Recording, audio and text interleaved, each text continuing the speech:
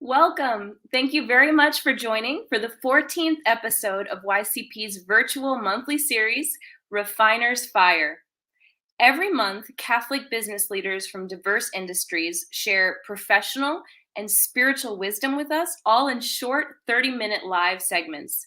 And in spite of the short length of these sessions, we hope that the tips and insights shared will be really powerful for all of us as we strive to work in witness for Christ this year. The name of our interview series, Refiner's Fire, comes from Scripture, from Malachi, where we learn that God is like a refiner's fire who seeks to purify us and make us the best we can be. And that's the whole point of this series, that through the inspiration and wisdom of these exceptional Catholic business leaders, we're challenged to improve in small ways in our professional and spiritual lives. So let's be open to this journey of refinement, that in everything we do it for aiming for that higher standard of excellence that gives glory to God. So our topic this month is learning to say no, how to do less but achieve more. You know, these days, many of us feel like we have to say yes to everything, every opportunity that's placed in front of us. But really, until we can learn to say no, we're going to have a tough time moving the needle and really accomplishing our goals and being successful at work. Learning to say no can help us say yes to much more effective opportunities that come our way. And I can't think of a better person to speak on this topic than Kevin Fitzpatrick. Kevin is the owner of One Visit Away, a consulting business helping leaders of nonprofits maximize their fundraising efforts through major gift fundraising. He also hosts the One Visit Away podcast, which consistently ranks as one of the top fundraising podcasts in the country. Welcome, Kevin. We're so glad to have you. Well, thanks for having me, Jen. I've got to start off by saying real quick, I'm so excited the format of this is the two of us talking, because I've done webinars and stuff where it's just the camera and nothing else, and it's super awkward. So I like this. This is much better. Well, this is going to be fun. Thanks so much. So I'm sure the first thing people are wondering is how this ended up being the topic for our Refiner's Fire, considering your expertise is major gift fundraising. So could you talk to us about why learning to say no matters to you and why it should matter to us as young Catholic workers? Yeah, for sure. So it started out to me just working in major gifts right after I graduated from college, the University of Dallas. So I'm working in major gifts, and it's one of those industries where success or failure is very apparent to everyone. It's just like, did you raise the money or did you not raise the money? And especially in major gifts, when we're trying to raise significant amounts of money, let's say the goal's $1 million.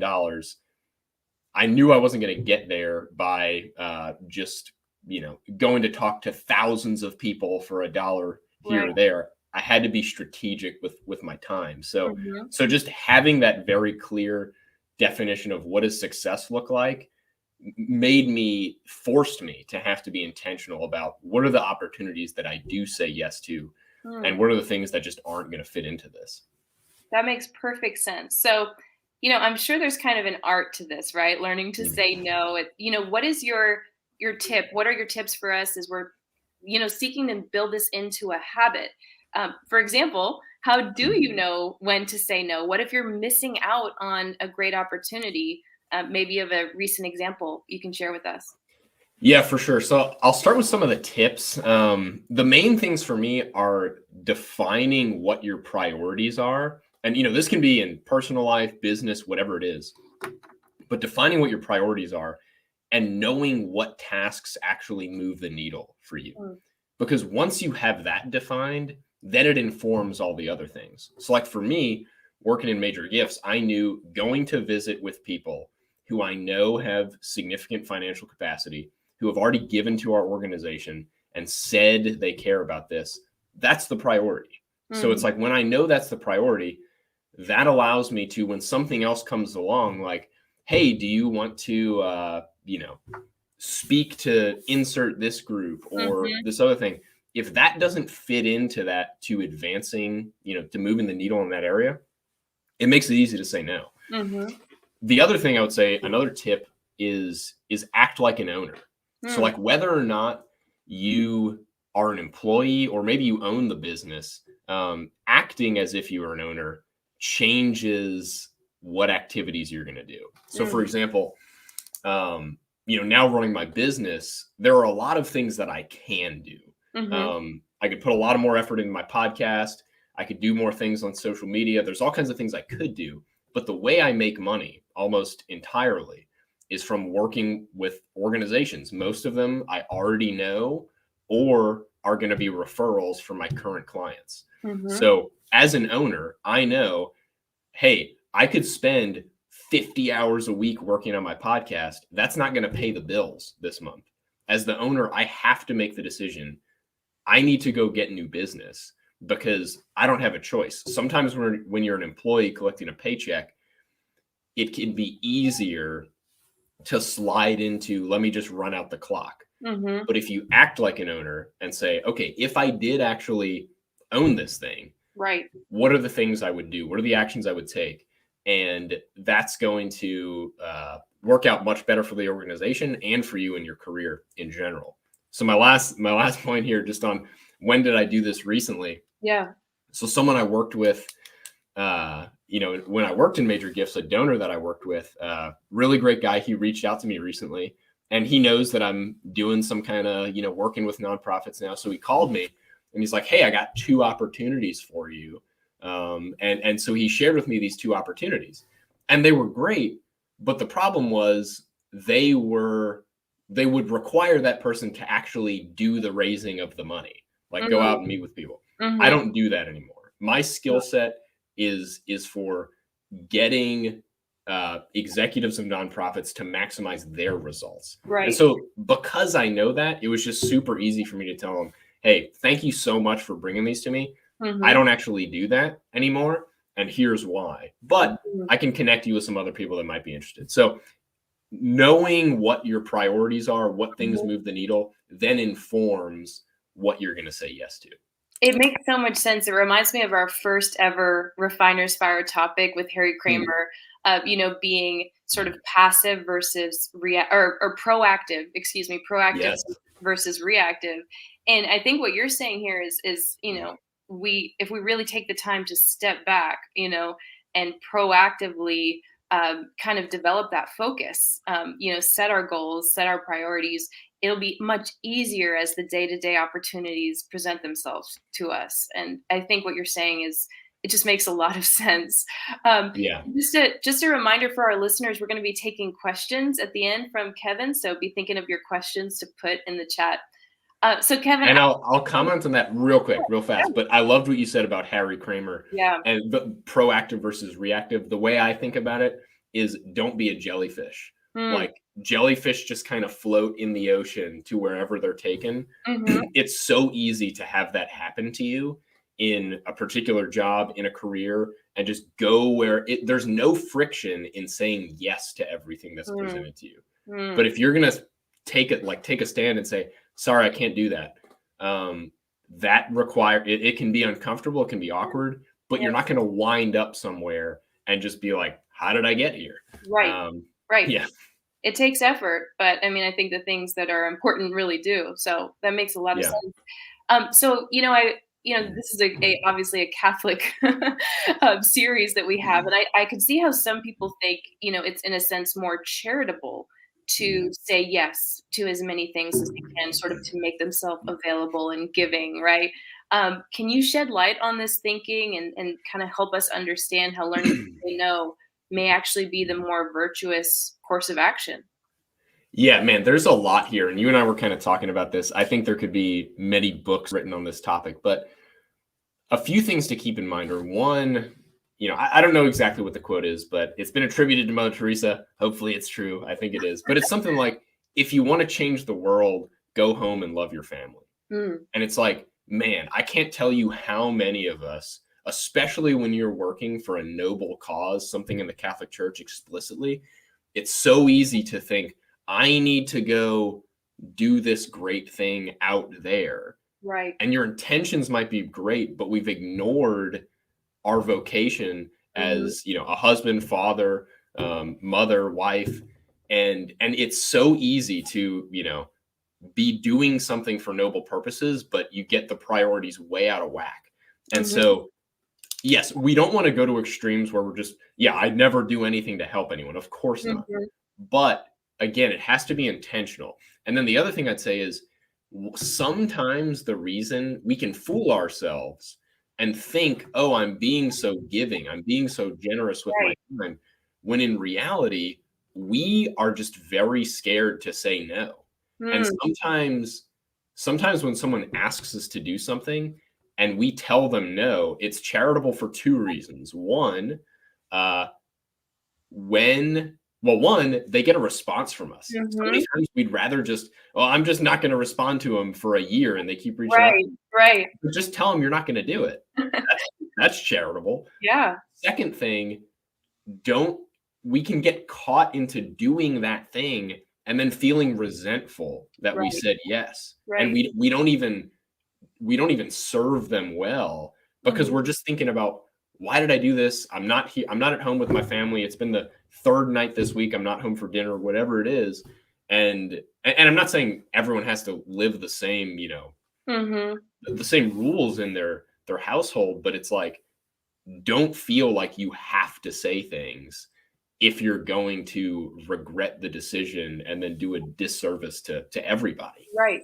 I love what you just said. I'm wondering, is there a certain way we can say no in a charitable way? Because I'm thinking, you shared with us first, set your priorities, act like an owner. So in a sense, that takes some of the emotionality out of saying no, which I think that's why a lot of us don't say no. We're afraid to, right? We're afraid of the response.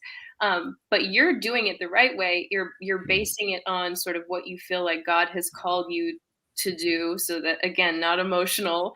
Right. Do you have any tips there on sort of like how to say no? Yeah. So I think, one thing for sure, never lie. Yeah. Don't tell. And so what I mean by that, it seems pretty clear, but I've had this happen before where like someone's canceled a visit with me, for example. I was going to meet with somebody and they were like, oh, can't make it. Got a last minute trip out of town. And then I like see them there and it's just super awkward. So never lie to people, but just be direct with people. Tell them like, I can't meet at that time, or I've got another obligation. And sometimes that obligation can literally be, I need to go on a walk. Like, I need to get some exercise. I need to go pray. Like, it's okay to tell people no, because you want to leave some room to like take a deep breath on your calendar. And the other thing I'd say is, just do it. Anybody that's in sales can tell you that getting someone to tell you no is great, because you can stop contacting them 30 more times over the next 2 years. If somebody just tells you, hey, I'm not going to buy the thing, I'm not interested. Great. Thank you for letting me know. Or I want you to come talk to this thing. Sorry, I can't do it. That is helpful, and people aren't going to be upset at you for it. Yeah, so true. So somewhat unrelated, but I think it does kind of pertain to all this. You're young, but you're already very successful. I mean, you started your own company. It's doing really well. And, I think something I've always noticed about you, Kevin, is you exude a certain confidence and focus. And these are things that take people a while to develop, but have kind of come quickly to you. How have you grown yourself as this sort of confident professional, and how has that enabled you to say yes and, to the things that matter, and say no to the things that don't, and really achieve more? Yeah, so this is a really interesting question, and something that I was thinking about. There's a lot here. Cliff notes. I've had a lot of really powerful experiences, especially in the faith and growing up as a child. That is a whole nother conversation. But one in particular instance I can point to is a time that I said no. It's interesting how these things work together. One of the biggest regrets of my life, which was the summer after I graduated from high school. And again, I'll condense this down really quick. My Aunt Lydia passed away of cancer, and I was given the opportunity the night she was dying to go be there with her, with the rest of the family. And I said no. It was in the middle of the night. My parents woke me up, said, looks like she's dying. You can come with us. You don't have to. It's all right if you want to go back to sleep. I was scared to go witness someone that I knew and loved die. And so I went back to sleep. And I woke up the next morning and she was dead. And I hadn't done anything. And that was, if there's any moment I can point to that was like, this is when things changed for me, that was it. Because it was like, look, like I was not, if you look back at my childhood, you would not, some of the words you used to describe me would not fit. I was like, my greatest attribute on the baseball team was that I usually got hit, and that's how I got on base.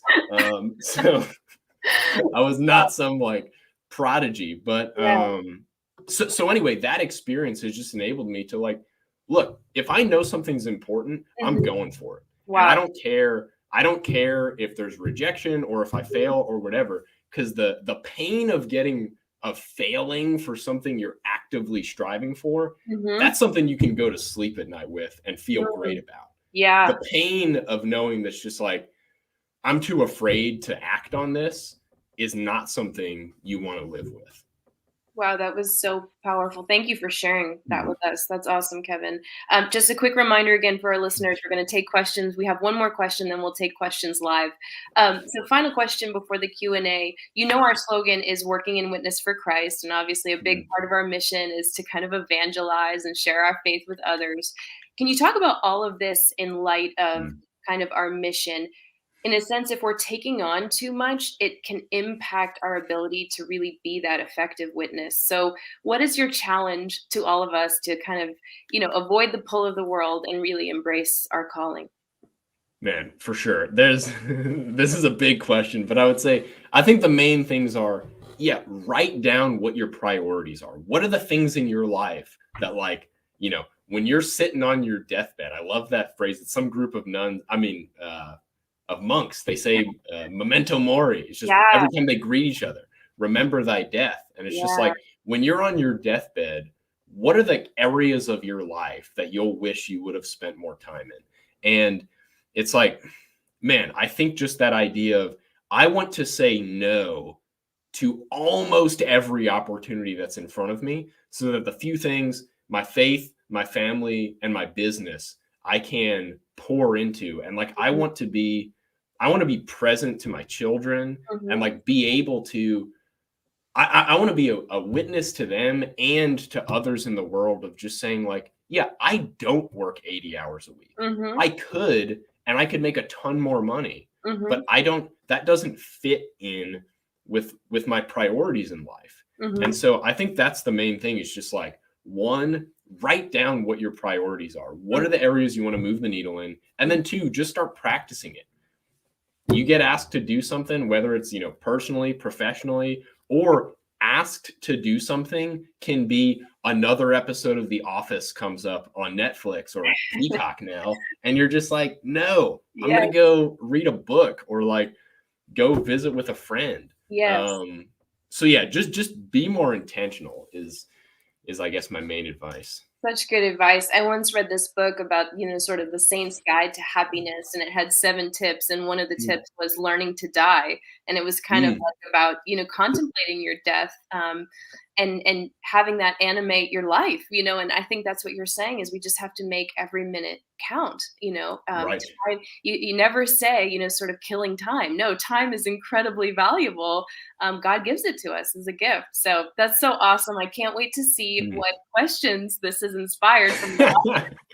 All right. Me too. We'll see. Let's take the first one. All right, Ryan.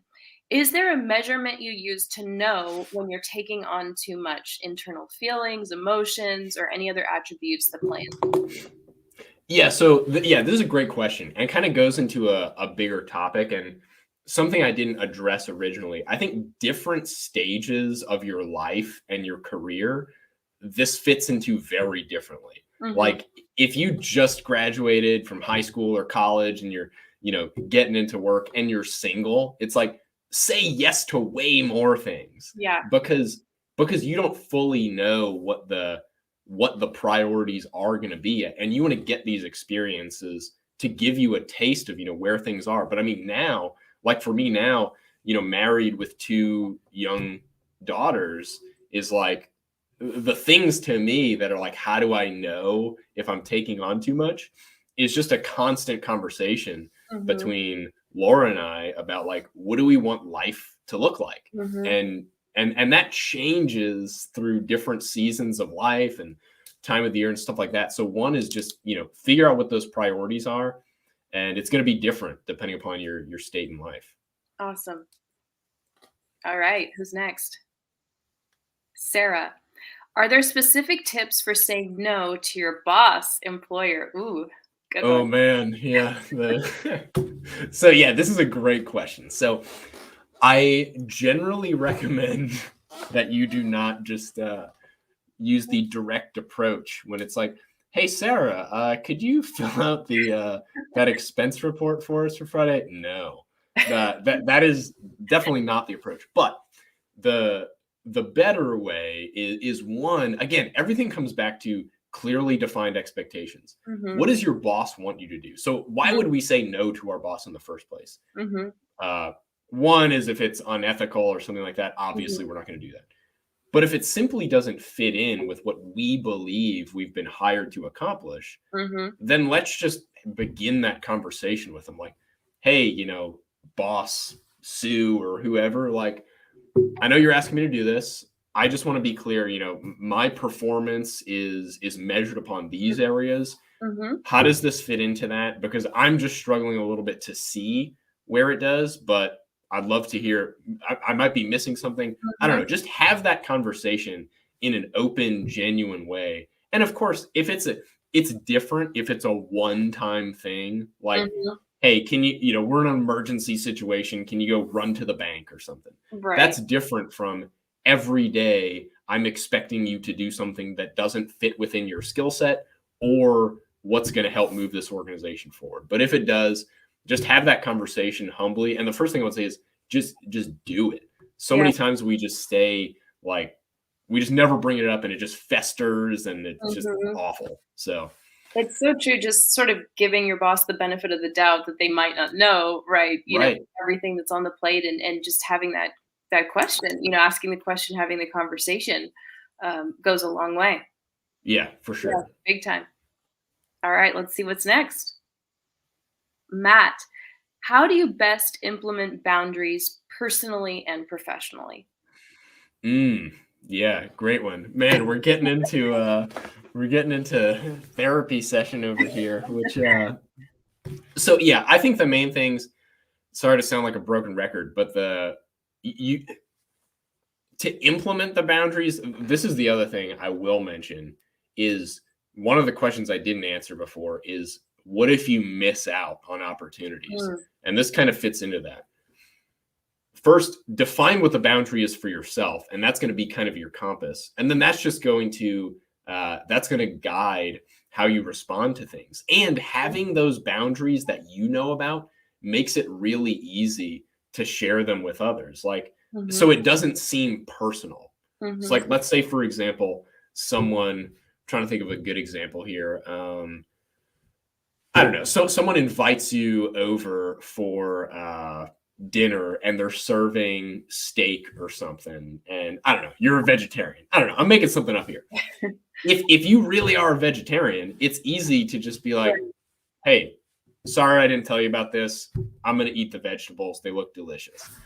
But if you don't have those boundaries defined and you're just making them up on the fly, then it does seem like, oh, you just think my steak looks nasty. And it can then become a little bit more, potentially negative reactions. But the other thing I would say is some people will have negative reactions to putting up boundaries and saying no to things. And that's going to happen. Don't let your life be controlled by how other people might feel about what you know is the right decision. Man, this is good stuff. All right. Next question. Nikki, can you share a concrete example of how you went from your overall priorities to help you make a particularly tough decision? Oh man, dang. All right. Nikki, you're getting to the the meat and potatoes. So yeah, I mean, I think a really big one was me making the transition to Mhm. running my business full time. I Mhm. was at the same organization for over 7 years. I loved it. It was not like it was amazing.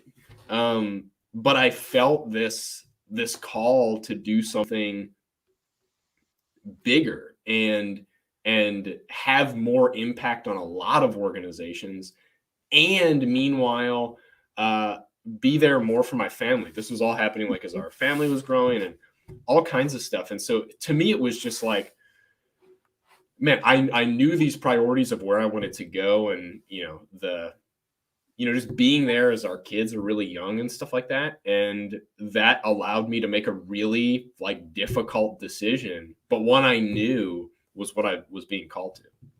Mhm. And I'm sure you kind of spent a lot of time, I think, again, stepping back and sort of ironing out the plan, the goal, so that when you communicated that tough decision, again, it was less emotional. It was sort of more, I'm sure it was very emotional, but there was kind of it had been thought out, right? So Right. Yeah, yes. for Yeah, sure. This was like a 5 year in the making process. It process. was not a like, Why? well, I guess I'm gonna go start my business today. Like, see what happens. Yeah, well, we're so glad you did. I am personally. So Yeah, it's been fun. yeah. Okay, I think we have time for one more question from the audience. All right, Ali, I feel like the pause of the pandemic has forced us to decide what's important to us and to say no to things that don't match our values. Has the pandemic changed what you value? Mm, man, what a some deep questions here. Yeah, I'm trying to think. So it's interesting. It's tough for me to tell how much of it is the pandemic and how much of it is just having, like our older daughter was like, I don't know, 6 or 8 months old when the pandemic hit. So it was like all happening together. So I don't know if it's so much the pandemic or just having really young kids. But for me, definitely over the past 2 years, I've seen a shift to just like wanting to make like what do I want our family to look like, and Mhm, like what are the priorities there, and how do I make that a priority over things I could aspire to professionally or mhm, things like that. And that's something there's always going to be a tension with, especially I think if you have an inclination to business or sales or like growth in some particular area, is you're always going to be fighting that tension of, okay, like I know I can do a lot here, but I'm also 100% certain that none of this matters if I am not uh providing for my family in this, in a spiritual and just like emotional like sense of being present. capacity. Yeah. Kevin, Yeah. you are inspiring, honestly. I mean, Mm, I think we learned a lot today from you. Just really your focus, and there's this sense that mm, you're doing all these things again for the glory of God, and that mm, enables you to make great decisions, in your mm. everyday. So thank you so much, and thanks to saying yes for doing this with us. Yeah, my pleasure. It was a lot of fun. Thanks, Jen. Thank you. Thank you all for listening.